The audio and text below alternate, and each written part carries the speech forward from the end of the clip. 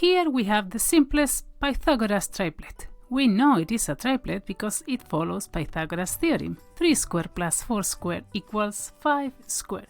Can you think of any other triplets? There is something that we can do to find more triplets. In the first column, we have the first 10 counting numbers. In the second column, we have their squares. All we need to do is calculate the difference between two consecutive square numbers until we bump into another square number.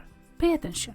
The difference is 3, 5, 7, 9, 11, 13. Oops, we found the square number.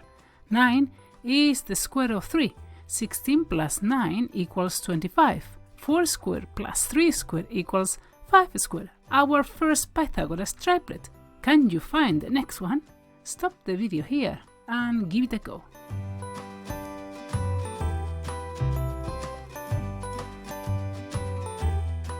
Let's calculate the difference between the following square numbers until we bump into another square number. The difference is 21, 23, 25. Oops, we found another square number. 25 is the square of 5.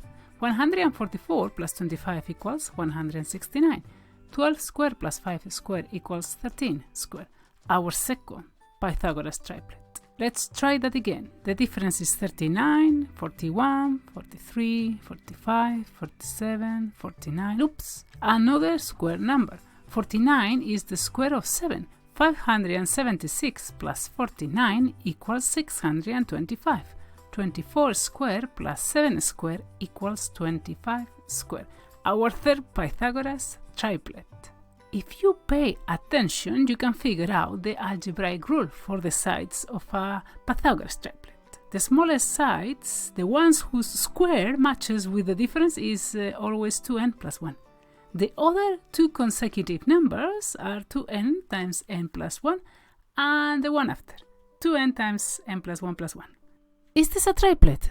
Does it follow Pythagoras? Let's prove it. Let's work on the left-hand side first. Squaring the shortest side, 2n plus 1, and squaring the other side, 2n times n plus 1, we can collect like terms and obtain the algebraic expression for n to the 4 plus 8, n cubed plus 8, n squared plus 4n plus 1. Let's work on the right-hand side. The square of the sum is the square of the first term plus twice the first times the second plus the square of the second. Expanding n plus 1 square and collecting like terms, we end up with the same algebraic expression. We can use this to find our next Pythagoras triplet. Replacing n with 4, the smallest side is 2 times 4 plus 1, 9. The middle side is 2 times 4 times 5, 40, and the hypotenuse is 1 more, 41. Voila! Our next Pythagoras triplet. If you enjoyed this video, subscribe to this channel and hit the notification bell to receive updates. Leave your comments and give us a thumbs up so that other people can benefit from these videos.